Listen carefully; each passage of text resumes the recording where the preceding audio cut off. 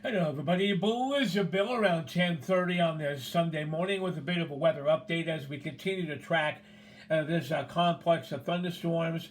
It'll be interesting to see what happens during the next 4 or 5 hours as it moves across Wisconsin and eventually into Lake Michigan.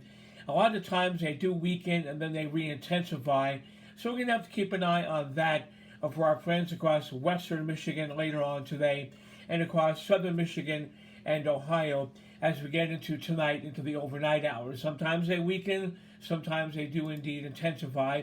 The very latest enhanced satellite shot continues to pick up the very cold tops of the thunderstorms towering up there into the atmosphere.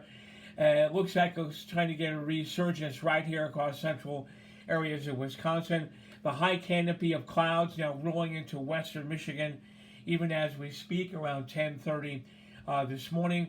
And the clouds will continue to increase across southern Michigan and northern Ohio during the next 4 or 5 hours. But once again, watching very closely this complex of storms to see how it does develop and move across Michigan, Wisconsin, and how it does affect us later on tonight. I'll keep you up to date.